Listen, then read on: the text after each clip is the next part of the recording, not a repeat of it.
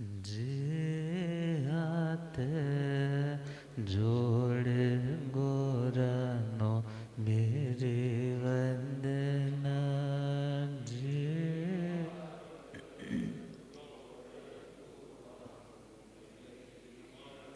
एक बार वंदना, एक बार वंदना, लाख बार वंदना, करोड़ बार वंदना, लाख बार।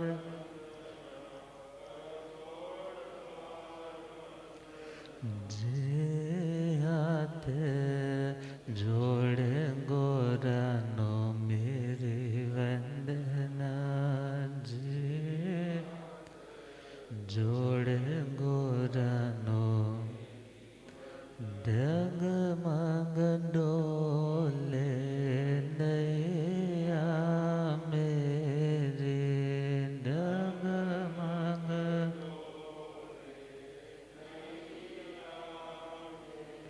मुझको ओट है सतगुरु तेरे।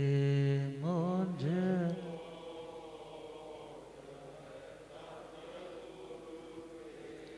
जे आसा भवसागर पार लगना। जे भवसागर, जे हाथ जोड़ गोरानो मेरे वंदना। जे जोड़ गोरानो। अनंत अनंत शांति के निकेतन शासनपति श्रमण भगवान महावीर स्वामी की पावन चरण अरविंदों में हार्दिक भावना वंदन नमन।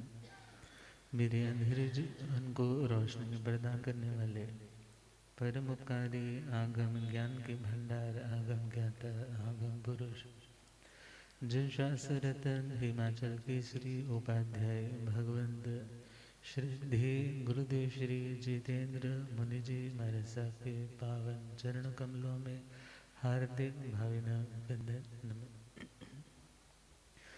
आदरणीय सेवा भावी श्री प्रशमित मुनि जी, धर्म सभा में उपस्थित धर्मानुरागियों, सुशीलवती माताओं एवं बहनों, असीम पुण्योदय से भाग्योदय से आप सबको संतों का समागम और वीतरागवाणी श्रवण करने का सुअवसर प्राप्त हो रहा है।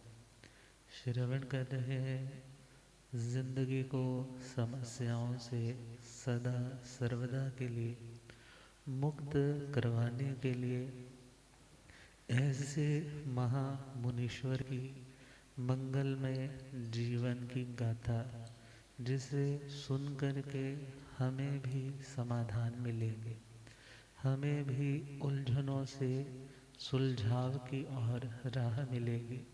तो भगवान के अनेकांत दर्शन का मंगलमय दिग्दर्शन करवाने वाला यह श्लोक 27वीं गाथा, जिसमें आर्य श्री सुधर्मा स्वामी जी महाराज ने भगवान महावीर स्वामी की मंगलमय स्तुति करते हुए जिंदगी में सत्य का क्या स्वरूप है उसे समझाते हुए उस समय में प्रचलित अलग अलग मान्यताओं का निरूपण मीजू से बताया।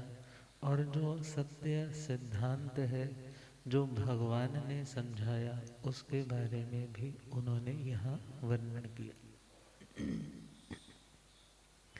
गाथा का उच्चारण कर ले। किरिया किरिया वेणया अणवाया, किरिया किरिया वेणया अणु अन्नाड़े आड़ा पड़िया चठाड़ा,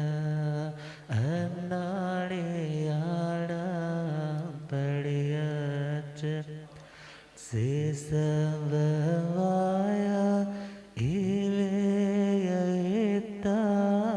उवटे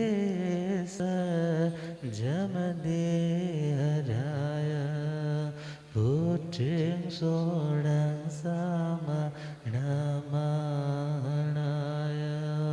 putreng sodang samana agaredoya parte teaya agaredoya parte आर्य श्री सुधर्मा स्वामी जी महाराज फरमा रहे से अर्थात वे भगवान महावीर स्वामी उन्होंने समवाय इति वेयिता सभी तरह के वादों को अच्छे से समझा, अच्छे से समझाया। वो वाद क्या थे? वाद का सिंपल सा मतलब है बात।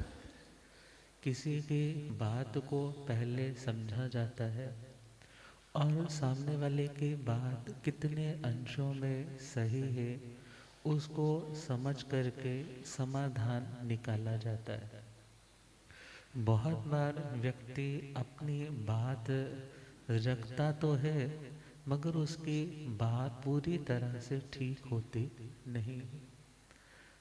कारण व्यक्ति अपनी बात को बताते बताते अपनी बात को इस लहजे में प्रेजेंट करता है, whatever I know, whatever I am saying, वही करेक्ट है, वही ठीक है।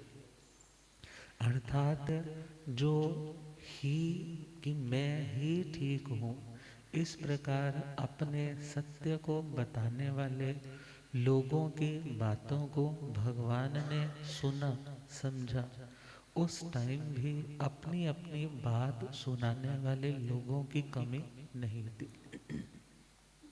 मगर यहाँ पर वाद का मतलब वर्णन भी है। वर्णन के साथ साथ देखें तो किसी सिद्धांत को स्थापित करने के लिए जो कुछ भी बोला जाए, जो कुछ भी समझाया जाए, उसका नाम भी यहाँ पर वाद है। और वाद का मतलब विचार भी है। वाद का मतलब विचार का मतलब जो हमारे अंदर मन मस्तिष्क में चीज़ें विचरण करती है, घूमती है। अब उन बातों को जब शब्द का रूप देकर के समझाया जाए उसका नाम भी वाद होता है। और वाद का मतलब व्याख्या भी होता है। अपने भीतर के भावों को अच्छे से एक्सप्लेन करना, उसका नाम भी वाद रहता है। बड़े कॉमन से शब्द हैं जो आपने अक्सर सुने हैं, वाद, संवाद, विवाद। वाद का सिंपल मीनिंग हुआ कुछ बोलना, कुछ कहना। किस लिए कहना? अपनी बात को कन्वे करने के लिए। अपनी बात को कन्वे क्यों करना चाहते हैं? अपनी बात को आप दूसरे तक पहुंचाना क्यों चाहते हैं? बिकॉज आप सामने वाले को कन्विंस करना चाहते हैं। क्या करना चाहते हैं? कन्विंस करना चाहते हैं। मीन्स उस व्यक्ति को ये बात अंडरस्टूड करवाना चाहते हैं कि जो मैं कह रहा हूँ आप उसको समझिए और जैसा मैं चाहता हूँ फिर वैसा आप कीजिए। कम्युनिकेशन व्यक्ति किसी से करता है तो इसीलिए करता है ना। बोलना बंद क्यों करता है? क्योंकि उसे लगता है ये तो मेरे साथ अब कोई बात समझ तो रहा नहीं मेरी बात को, तो ये एक्सपोर्ट इंपोर्ट वाला बिजनेस अब क्या कर दो, बंद कर दो, बोलना बंद कर दो। मगर वाद का मतलब है अपनी बात को समझाना और विवाद का मतलब है कुतर्कों के साथ समझाना। कुतर्क का मतलब जब हम आग्रही बनकर के सामने वाली बात को बिना सुने बस अपनी बात को सामने वाले पर थोपने की कोशिश करते हैं तो वहाँ पर विवाद हो जाता है। और जहाँ पर संवाद है वहाँ पर कुछ टाइम आप बोलते हैं, सामने वाला समझता है, फिर अपनी बात को समझाने के लिए बड़े शालीन तरीके से वो भी अपनी बात को आगे प्रेजेंट करता है। ये बातचीत क्या है? ये है संवाद। ये क्या है? एक शब्द होता है डिस्कशन करना, एक वर्ड होता है डिबेट करना।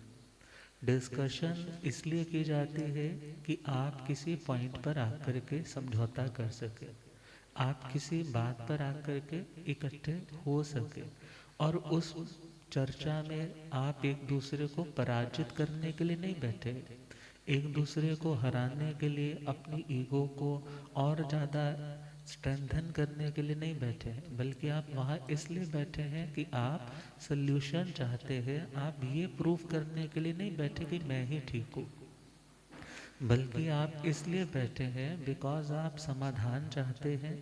आप सोच रहे हैं कि ना उसका गुजारा मेरे बिन है और ना मेरा गुजारा उसके बिन है। और जब संवाद की स्थिति आती है तो समाधान आते हैं। मगर जहाँ पे डिबेट होती है तो डिबेट में व्यक्ति बहस करता है, और बहस में अक्सर भाषा का जो एक लेवल है वो भी कठोर, रैश, हार्श होने लग जाता है। और जहाँ बात बनने की बारी आती है, बनते बनते बात क्या हो जाती है? बिगड़ जाती है।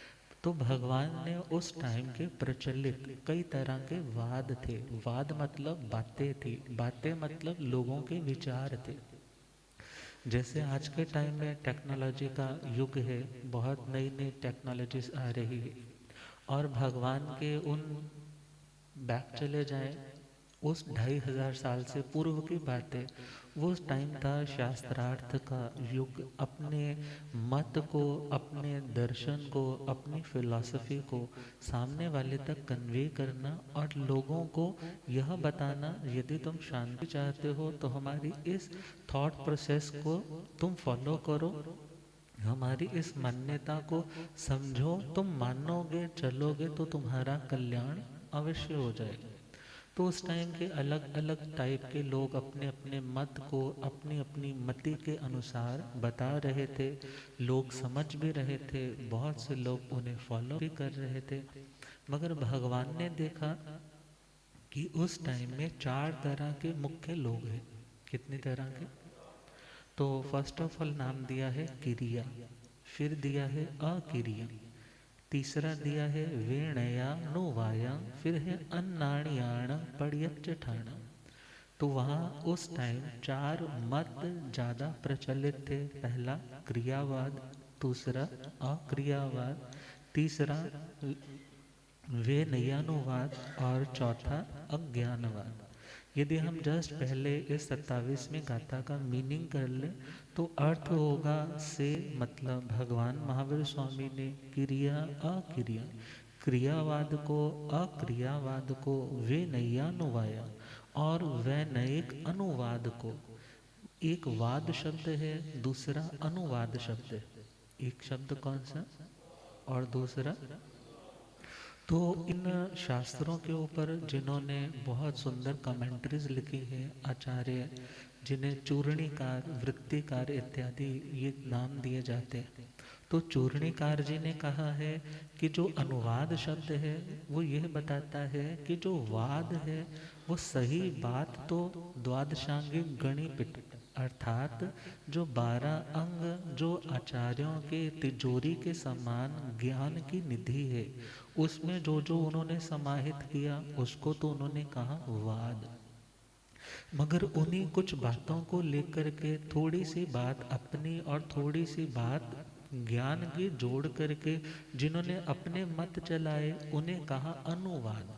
अनु का मतलब छोटा, अनु का मतलब छोटा, वाद एक छोटी फिलॉसफी उन्होंने अपने टाइम के अकॉर्डिंगली दी।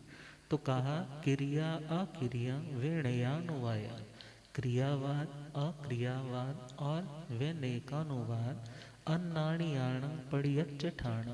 और अज्ञानी लोगों का जो अज्ञानवाद था उसको पड़ियच्च ठाणं, ठाणं का मतलब स्थान, स्थान का मतलब उन लोगों का एक प्लेटफॉर्म, उनका एक पक्ष, उनका जो मत है जो उन्होंने स्थापित किया, उसको पड़ियच्च, पड़ियच्च का मतलब पतित्य, मतलब जान करके भगवान ने अच्छे से रिसर्च किया, देखा।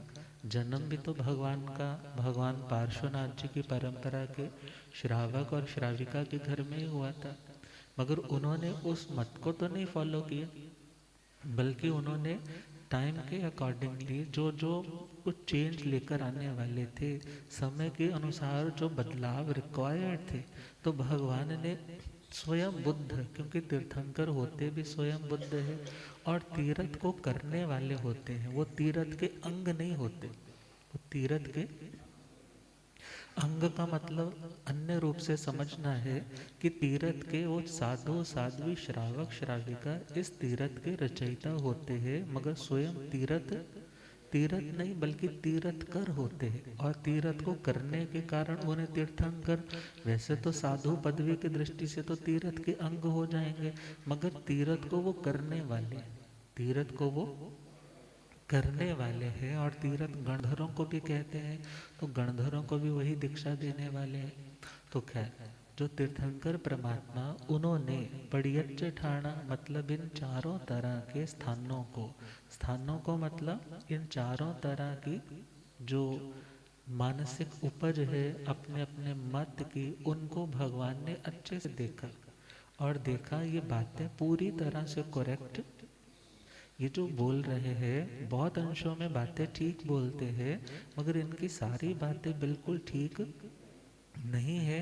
से सव वायं इति वेयित, तो भगवान ने सव वायं, उस टाइम के प्रचलित सर्ववादों को, मतलब सभी तरह की फिलॉसफीज को अच्छे से वेयित्ता, वेयित्या का यदि हम देखें तो एक मीनिंग आता है वेदित्वा, वेदित्वा का मतलब होता है दूसरों को बोध करवाना।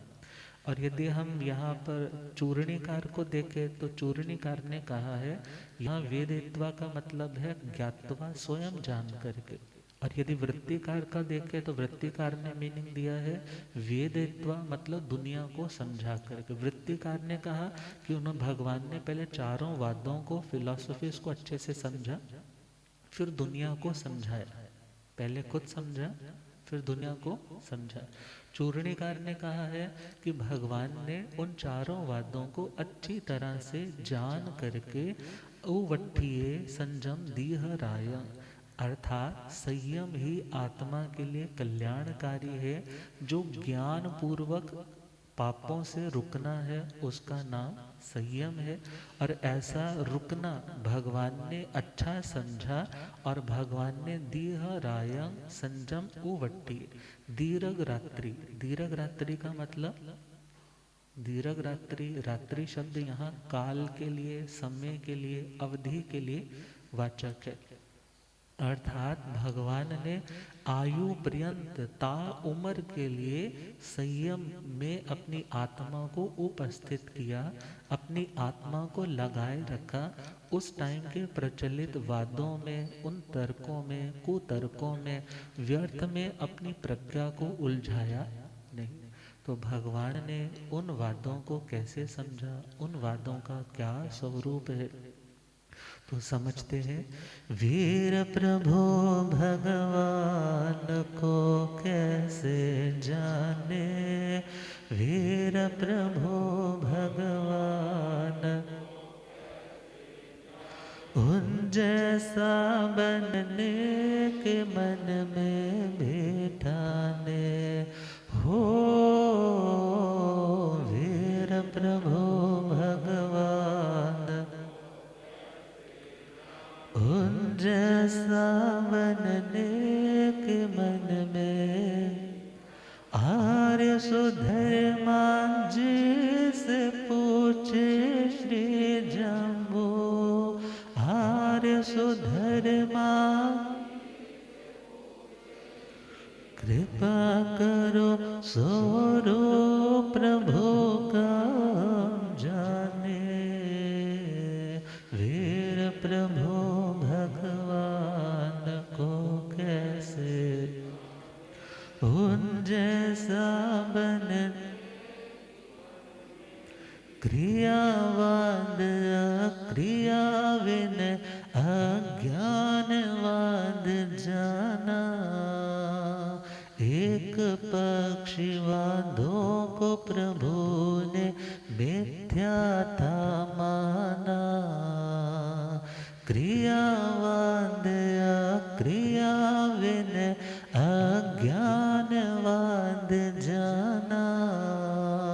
एक पक्षवादों को प्रभु ने मिथ्या था माना। सभी मतों को जाना समझा फिर था समझाया। आजीवन संयम को दृढ़ता से था निभाया। सभी मतों को जाना समझा फिर था आजीवन संयम को दृढ़ता से था निभाया। ज्ञान क्रिया के अनुपम संगम को जाने। ज्ञान क्रिया के अनुपम संगम उन जैसा बनने के मन में भी ठान हो। वीर प्रभु भगवान को कैसे उन जैसा बनने के मन में।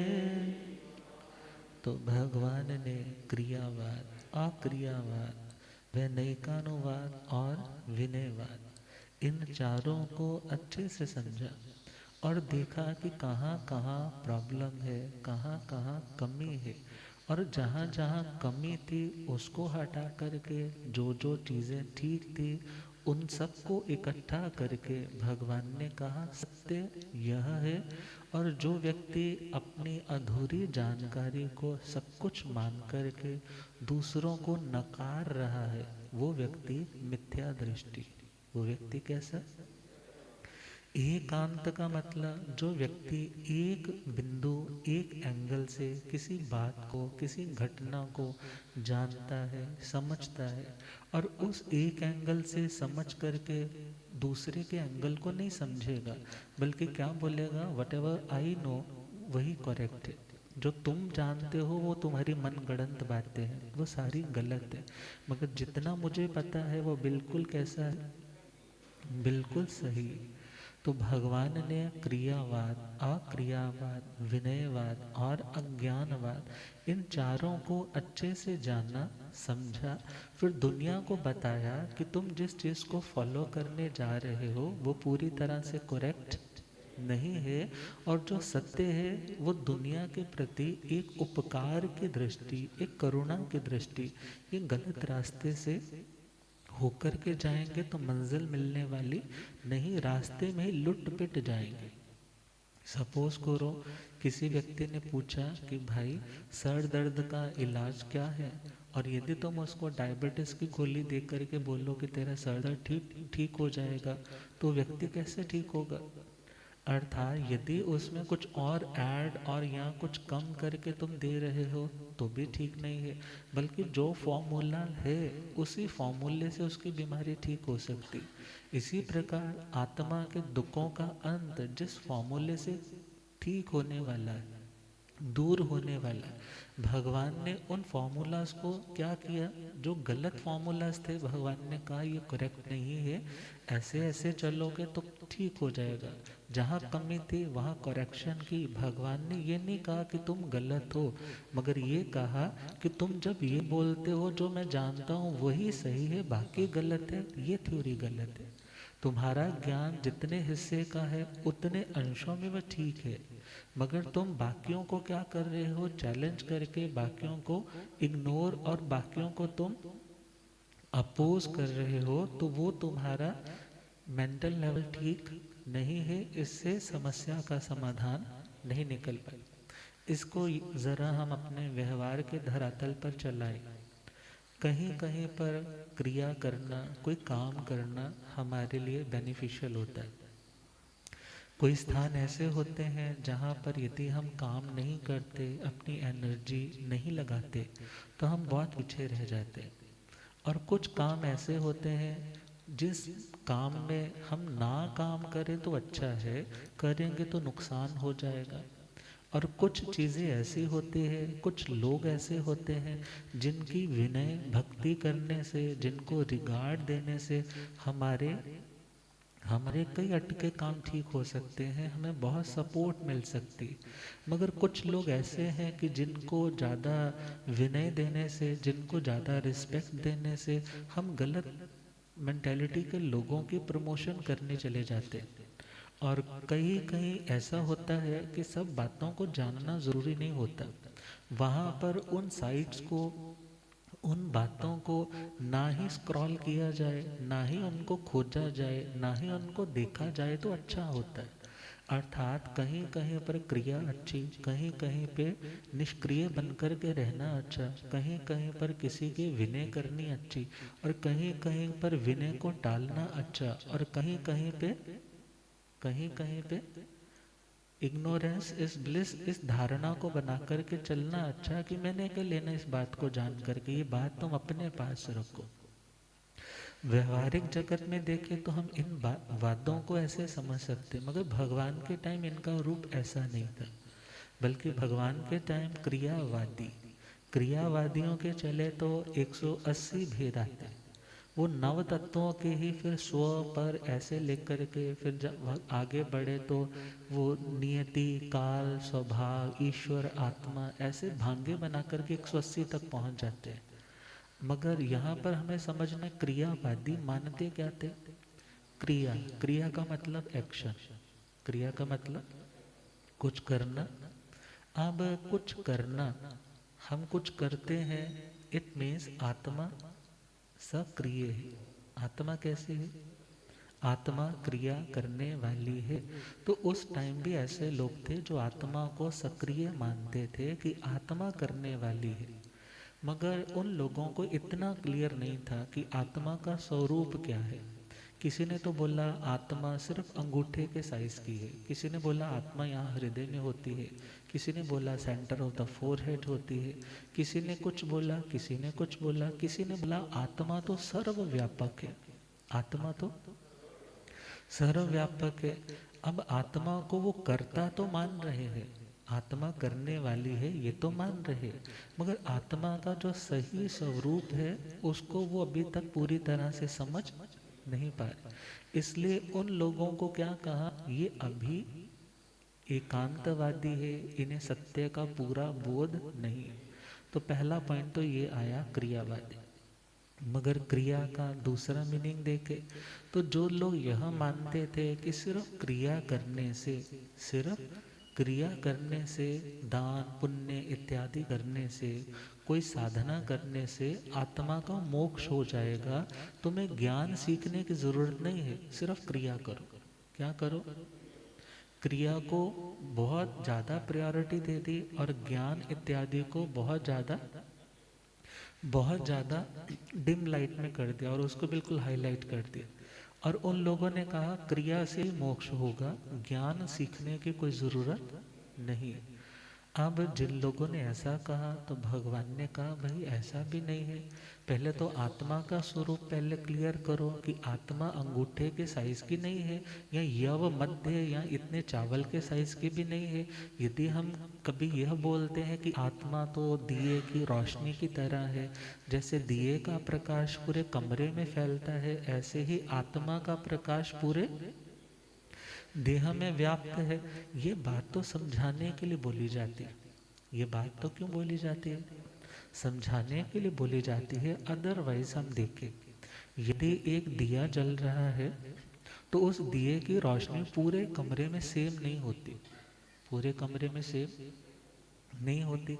और दूसरी बात, यदि कोई व्यक्ति उस दिए के प्रकाश में कहीं पर तलवार से सपोज करो ऐसे प्रहार करे, तो दिए की जो प्रकाश की लौ है वो कटती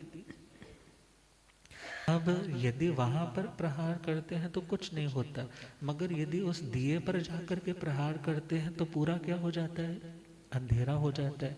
अब इसी प्रकार समझे, यदि आत्मा को सिर्फ इतना सा मानेंगे तो, और आत्मा के प्रकाश को ऐसे स्कैटर्ड वाला मानेंगे, वो फैला हुआ है, तो क्या होगा कि जैसे इतनी दूर वाले जहाँ प्रकाश था वहाँ तलवार मारी तो कुछ नहीं होगा, तो इसी तरह उंगली पे यदि तलवार से कट लगाएंगे तो आत्मा को कुछ प्रॉब्लम नहीं होनी चाहिए, मगर प्रॉब्लम, उंगली कटती है तो एकदम क्या होता है, क्यों, क्योंकि आत्म प्रदेश कनेक्टेड है। आत्म प्रदेश सारे के सारे असंख्यात आत्म प्रदेश, कभी भी एक भी प्रदेश आत्मा का एक दूसरे से जुदा अलग दूर होता नहीं है। अब पहली बात तो यह हुई, दूसरी बात, पहली बात हुई यदि कट लगे तो ऐसा नहीं है कि सिर्फ वहां कट लगा तो दिया की लाइट को कोई फर्क नहीं पड़ा, बल्कि हाथ में ऐसा नहीं है, जहां जहां आत्म प्रदेश है वहां पर प्रहार होगा तो आत्मा को प्रॉब्लम होगा। और दूसरी बात है कि जो हमने सुना है कि आत्मा सर्वव्यापक है, सर्वव्यापक मानने से प्रॉब्लम क्या होगी, फिर आत्मा का पुनर्जन्म या आवागमन ये सब कुछ बंद हो जाएगा, क्योंकि जो चीज़ ऑलरेडी सब जगह पे प्रेजेंट है, फिर दूसरी जगह वो कहाँ कैसे जाएगी, अब वो जाएगी नहीं तो पुनर्जन्म कहाँ से मानेंगे। और तीसरी थ्योरी, बहुत से लोगों ने ये माना कि आत्मा तो है मगर एक ही आत्मा है। कैसी आत्मा है, सभी आत्माएं एक ही आत्मा है। तो फिर किसी ने कहा भाई फिर एक को यदि सपोज जोक सुनाया और उसको अच्छा लगा, वो हंसने लगा, तो दुनिया के सारे लोग हंसने चाहिए, क्योंकि आत्मा क्या है, एक है। मगर भगवान ने कहा आत्मा सबकी एक जैसी है, एक जैसी सेंसेशन वाली है, एक जैसे ज्ञान दर्शन उपयोग वाली है, एक जैसी असंख्यात प्रदेशों का पिंड समूह रूप है, मगर वो आत्मा एक नहीं है, वो आत्मा एक।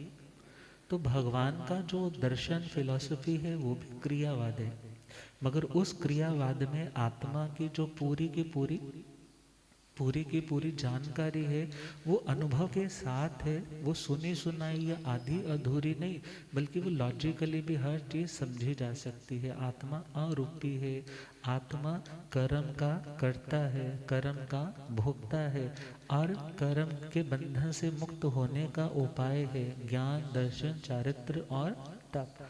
तो खैर, जिन लोगों ने क्रिया को ही प्रधान माना तो प्रभु ने कहा ज्ञान के बिना तुम्हारा आचरण अच्छा होने वाला नहीं। अर्थात आचरण को प्रैक्टिकली जिंदगी में तुम कुछ करना चाहते हो, वो करेक्ट, वो अच्छा तभी हो पाएगा, उसका बेनिफिट, उसका आउटपुट, अच्छा रिजल्ट तुम्हें तभी मिल पाएगा यदि तुमने उसके बारे में अच्छे से डेप्थ में उसको समझा है। या जिन लोगों ने ऑलरेडी वो काम करने के बाद जो रिजल्ट पाया और उसका फॉर्मूला बना करके दिया, ऐसा करोगे तो ऐसा होगा, यदि जानकारी होगी तभी आचरण पवित्र होगा, और यदि सही जानकारी नहीं है तो आचरण तुम्हारा अच्छा होने वाला नहीं है। तो मात्र क्रिया से ही मुक्ति मानने वाली बात को भी प्रभु ने बोला कि तुम्हारी जानकारी अधूरी है, पढ़मम नाणम तो दया, पहले ज्ञान है फिर उसके बाद आचरण है। और बहुत से लोग ऐसे हैं जो जीव अजीव आदि के अस्तित्व को तो मानते हैं, मगर उनकी मान्यताएं जो बिल्कुल सही होनी चाहिए उसके अनुरूप घटित होती नहीं। तो भगवान ने उस टाइम के प्रचलित वादों को, मान्यताओं को, मतों को जाना, समझा और देखा कि अभी ये पूरी तरह से सही चीज को जानते नहीं। दूसरा टाइप था अक्रियावाद। कौन सा वाद, अक्रियावाद। अक्रियावादी क्या बोलते कि कुछ करने की जरूरत नहीं, कुछ करने की जरूरत, ये फजूल में तुम व्रत कर रहे हो, समायके कर रहे हो, व्यर्थ में इतनी दूर दूर यात्राएं करने जा रहे हो, व्यर्थ में तुम कोई केश लोच कर रहा है, कोई रात्रि चो विहार कर रहा है, कोई ब्रह्मचर्य की साधना कर रहा है, बोले कुछ करने की जरूरत नहीं है, सिर्फ ज्ञान होना चाहिए।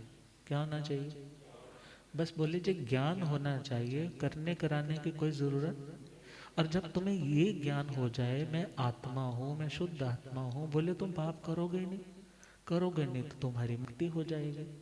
मगर भगवान ने कहा ऐसा होता नहीं है। क्यों नहीं होता है? क्योंकि अकेली जानकारी है मगर प्रैक्टिकली उसका कुछ भी इम्प्लीमेंटेशन नहीं है, तो जिंदगी में हमारी बुराइयां दूर नहीं हो पाती और हमारा जो शुद्ध स्वरूप है वो प्रकट नहीं हो पाता। सपोज आपने जान लिया कि आज मेरे कपड़े मैले हैं, मगर आप बोलते रहो मेरे कपड़े तो शुद्ध हैं, मेरे कपड़े शुद्ध हैं, ऐसे बोलने से कपड़े साफ होने वाले? उसको तो साफ करने के लिए क्या करना पड़ेगा? सर्फ में डालना पड़ेगा। इसी प्रकार वो कपड़ा यदि साफ हुआ है, इट मीन्स प्योरिटी उसका धर्म है, मगर उसकी प्योरिटी क्यों आज इम्प्योरिटी में दिख रही है? क्योंकि जो गंदगी के दूषित अंश है वो साथ लगे हुए। इसी प्रकार आत्मा शुद्ध है, मगर आत्मा इस टाइम प्रेजेंट कंडीशन में क्रोध, मान, माया, लोभ, वासनाएं इत्यादि दोषों के कारण क्या हो चुकी है? इम्प्योर हो चुकी। और उन इम्प्योरिटीज को दूर करने के लिए आत्मा को साधना करनी होगी, प्रैक्टिस करनी होगी। हर तरह की जो साधना है वो किसके लिए है? आत्मा को निर्मल करने के लिए। तो सिर्फ यह कहना कि मैं ब्रह्म हूँ, अहम ब्रह्मस्मि, बस इतना जान लो, बस तुम्हारा कल्याण हो जाएगा। तो इस फिलॉसफी को मानने वाले जो लोग थे, उन लोगों ने कहा कि कुछ भी करने कराने की जरूरत नहीं। अब इसमें सर्वथा शून्यवादी बौद्ध भी आ जाते हैं, जो सिर्फ एक पल वाली, एक क्षण वाली आत्मा के अस्तित्व को मानते थे। उन्होंने कहा भूतकाल वाला टाइम चला गया, भविष्य काल वाला टाइम आया है, और जो है वो मात्र एक समय का है। और जो एक समय का है मीन्स जो आत्मा ने पहले किया वो भी गया, और जो आएगा वो भी गया, बस इस टाइम वाला। तो उस सेंस में चले तो अक्रियावाद, अक्रियावाद मतलब कुछ करने की जरूरत नहीं है। अब इस बात को हमने इस तरीके से समझा। और दूसरा था सांख्य दर्शन। सांख्य दर्शन ने बोला कि आप पंचविंशति तत्वज्ञो, यदि आप 25 तत्वों के ज्ञाता बन जाते हो, उनकी जो फिलॉसफी है उसके अकॉर्डिंगली कहा, जैसे हमारे नव तत्व कहा, उन्होंने 25 तत्व कहा। और कहा कि यदि पंचविंशति तत्वज्ञो यत्र कुत्र आश्रमे रहता, जटी मुंडी शिखी वापी मुच्यते नात्र संशय। अर्थात यदि कोई व्यक्ति जटाओं वाला है तो भी बोले कोई प्रॉब्लम नहीं है, यदि मात्र उसने शिखा रखी है बोले तो भी कोई प्रॉब्लम नहीं है।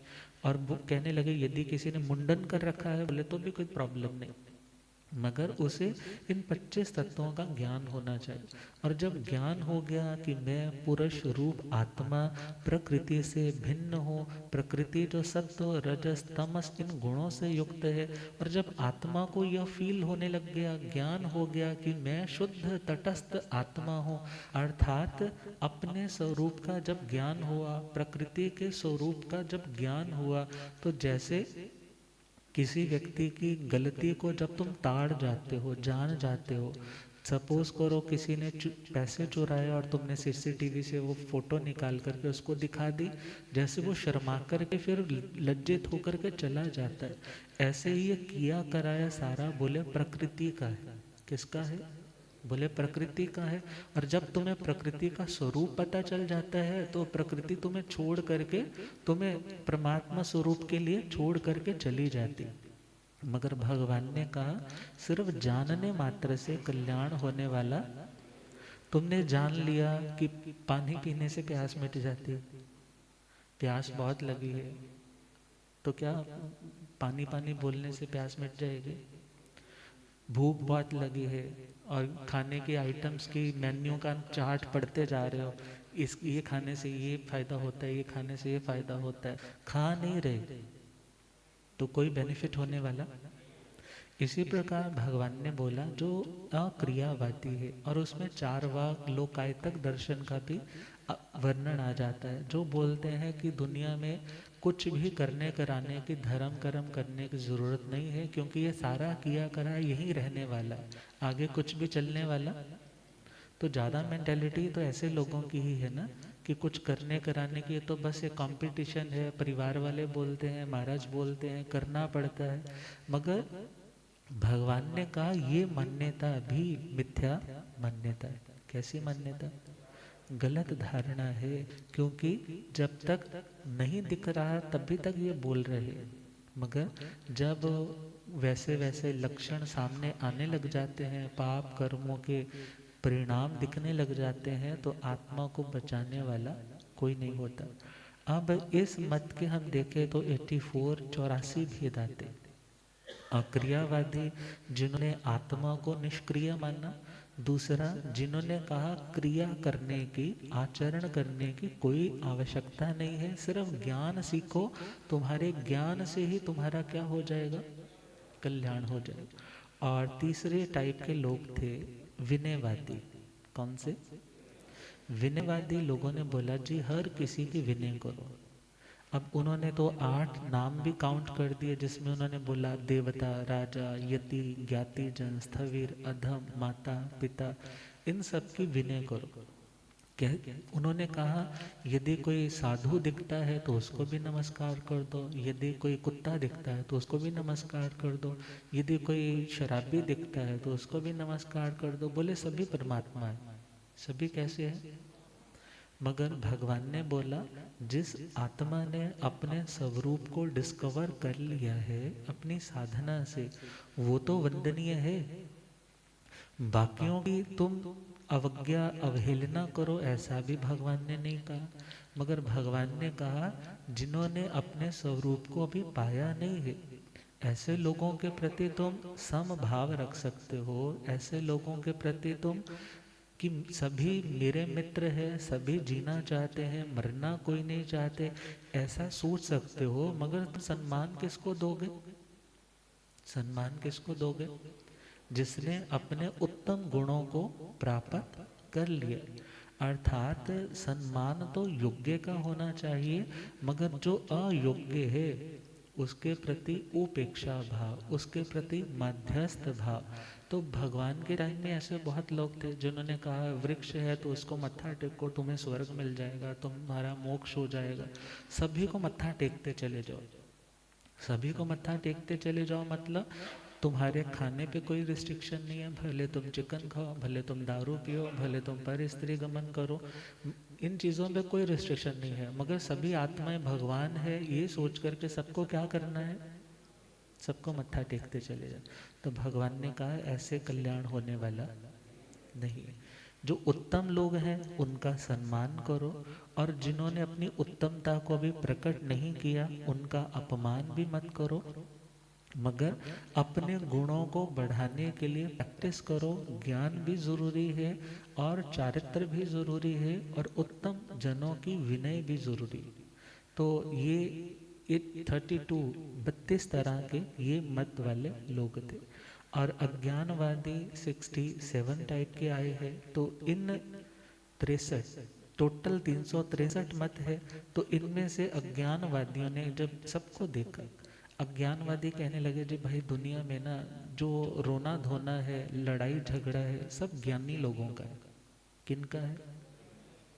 ये शास्त्रार्थ, ये डिबेट, अपने अपने मत की स्थापना, मैं बड़ा, मैं ज़्यादा ज्ञानवान, मैं ज़्यादा सयाना, ये हर व्यक्ति अपने आप को प्रूव करके अपने आप को बड़ा सिद्ध कर रहा है।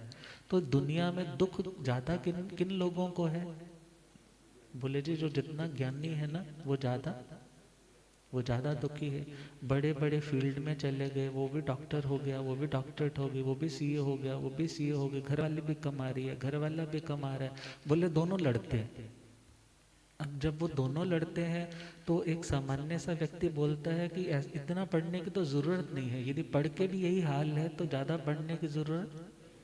और जब बड़े बड़े पढ़े लिखे जिन्होंने कई बुक्स पब्लिश कर दी है, ऐसे ऐसे विद्वान महारथी संत महात्मा जब एक दूसरे पर आरोप प्रत्यारोप लगाते हुए लड़ाई करते हैं, तो देखने वाले कुछ लोग कहते हैं भाई ऐसे ज्ञानियों से तो हम अज्ञानी अच्छे, ऐसे अज्ञानियों से तो हम, ये तो छोटी छोटी बात का बाल का क्या बोलते होते हैं, हाँ, बाल की खाल उधेड़ते हैं, इससे क्या खाक मोक्ष मिलेगा? तो वो लोग अज्ञान को ही सब कुछ मानते हैं, बोलते नहीं जानना तो अच्छा है। और वो लोग बोलते हैं कि जो व्यक्ति जानता है ना कि ये पाप करने से उस व्यक्ति को ऐसा फल मिलता है, और एक व्यक्ति ऐसा है जिसको पता ही नहीं है ये पाप है, उसको पता ही नहीं है इस पाप का ये फल होता है, तो वो कहते हैं जो व्यक्ति जानते हुए पाप करता है उस व्यक्ति के कर्म का फल ज्यादा होता है। और जो व्यक्ति जानता ही नहीं है वो तो बेचारा अनजान है, और उससे यदि कोई पाप हो जाए तो उसका फल ज्यादा।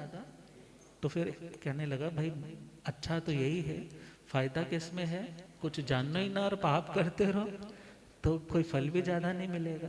मगर भगवान ने बोला ऐसा नहीं। तो उस टाइम भी ऐसी मेंटेलिटी के लोग थे, बोलते कुछ जानने की जरूरत नहीं, जानते हैं तो डर लगता है, हाय मेरे से ये हो गया, हाय मेरे से वो हो गया, मेरे को ये फल मिलेगा। अब जानकारी नहीं है, बोले हम चल रहे हैं, बस मत्था टेक लिया, बस काम खत्म होया, अपने अब गुरु संभाल लें जो करना होगा। मगर भगवान ने बोला ऐसा नहीं, अर्थात मात्र अज्ञान से तुम्हारा कल्याण होने वाला, क्योंकि ज्ञान नहीं है तो तुम आगे कैसे बढ़ोगे। और यदि सपोज तुम्हें जहर की नॉलेज नहीं है मगर जहर खाया है तो जहर तो अपना असर, ऐसा थोड़ी है कि तुम्हें पता नहीं है कि गरम गरम आग में हाथ रखने से हाथ जलता है, तुम्हें नहीं पता है तो ये तुम्हारा अज्ञान है। मगर तुम यदि हाथ उसमें डालोगे तो हाथ तो जलेगा ही। ऐसे ही भगवान ने तो कहा जिस भावना से कर्म किया जाता है उस भावना के कारण कर्म का बंध ज्यादा होता है, उसका फल ज्यादा होता है। मगर यदि कोई ज्ञानी व्यक्ति मजबूरी वश सपोज पाप करता है तो उसका फल भी कम होगा। क्यों? क्योंकि वो पाप को पाप मानता है और पाप से बचना चाहता है, बच नहीं पा रहा। मगर एक अज्ञानी व्यक्ति पाप को तो पहले पाप मानता नहीं है और दूसरी बात बहुत रस लेकर के कर रहा है, तो उस व्यक्ति का जो छुटकारा है वो जल्दी होने वाला नहीं। अब भगवान ने उस टाइम के प्रचलित जो फिलॉसफी से जो मान्यताएं है उनको अच्छे से समझा और दुनिया को समझाया कि जो सत्य है, जो परमार्थ है, उसको तुम जानो और उस सन्मार्ग पर बढ़ने का प्रयास करो। वीर प्रभु भगवान को कैसे जाने, वीर प्रभु भगवान उन जैसा बनने के मन में बिठाने हो, वीर प्रभु भगवान उन जैसा बनने के मन में। आर्य सुधर्मा जिसे पूछे श्री जम्बू, आर्य सुधर्मा जिसे कृपा करो स्वरूप प्रभु का जाने, वीर प्रभु भगवान को कैसे उन जैसा बने। कोई कहे तप क्रिया से मुक्ति आत्म है क्रियावान, कोई कहे डंके की चोट पे ज्ञान से ही निर्वाण, कोई कहे तप क्रिया से मुक्ति आत्मा है क्रियावान, कोई कहे डंके की चोट पे ज्ञान से ज्ञान है पंगु क्रिया के बिन तप अंधा है बिन ज्ञान, प्रभु कहे मंजिल तो मिलती जहाँ दोनों समान, ज्ञान है पंगु क्रिया के बिन तप अंधा है बिन ज्ञान, प्रभु कहे मंजिल तो मिले जहाँ दोनों का सम्मान, अनेकांत से चले प्रभु जी समझाने, अनेकांत से चले प्रभु जी, उन जैसा बनने के मन में बिठाने हो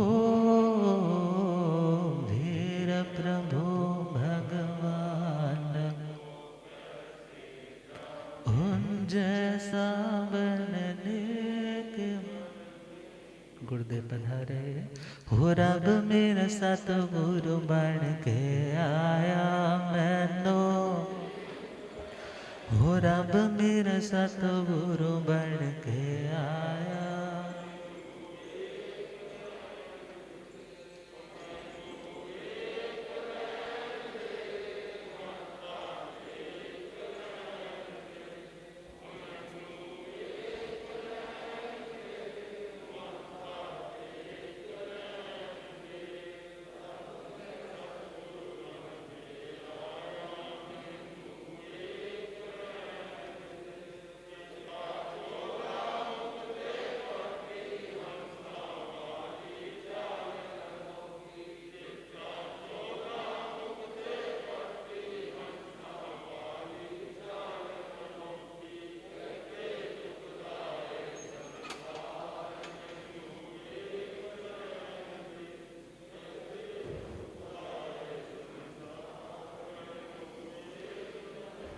रब मेरा सतगुरु बन के आया मैनो,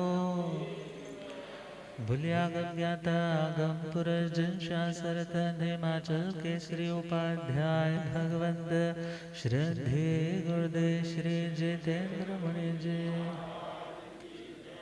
अब इन्हीं शुभ मंगल भावनाओं के साथ बाकी कल श्रवण करेंगे। हम श्रद्धे गुरुदेव जी माया साहब कृपा फरमाए इन्हीं भावों के साथ। ओम शांति।